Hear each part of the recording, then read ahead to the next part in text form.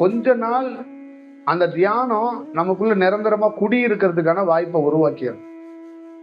அது உருவாக்கிட்டா நீங்க சுடுகாட்டுல போய் இருந்தாலும் தியானம் உங்களை விட்டு போகாது. புரியுதுங்களா?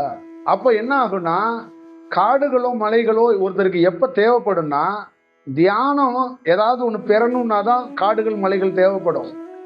தியானம் நல்லா வர்றவங்களுக்கு இருக்கிற இடமே காடுகள் மலைகள் ஆயிரும்.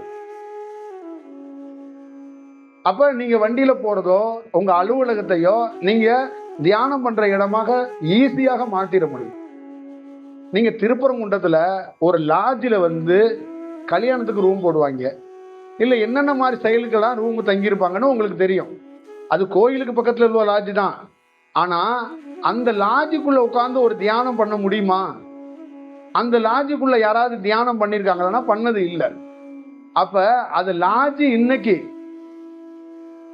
ஒரு 100 ஆண்டுகளுக்கு முன்னாடி அந்த இடம் எப்படி இருந்துச்சு அப்படின்னு ஒண்ணு இருக்குல்ல. ஒரு யோகி உட்கார்ந்துட்டானா லட்சம் ஆண்டுகளுக்கு அப்புறம் நீங்க வந்தீங்கனாலும் அது யோகி உட்கார்ந்த இடம் தான்.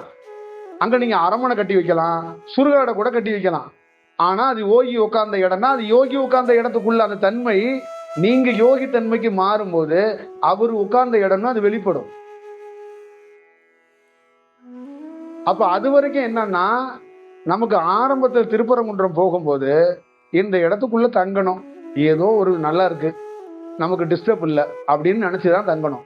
ஆனா அதுக்கப்புறம் அனுபவத்துல தியானத்துக்கு அப்புறம் தான் தெரிஞ்சிச்சு. என்ன தெரிஞ்சிச்சுன்னா, இந்த இடத்துக்கு நாம திட்டமிட்டு வர வைக்கப்பட்டிருக்கிறோம், திட்டமிட்டு இந்த இடத்திலே இருக்க வைக்கப்பட்டிருக்கிறோம். அந்த இடத்துக்கும் என்னுடைய குடும்பம் இருக்கிற இடத்துக்கும் 4 மணி நேரம் தான் டிராவல்.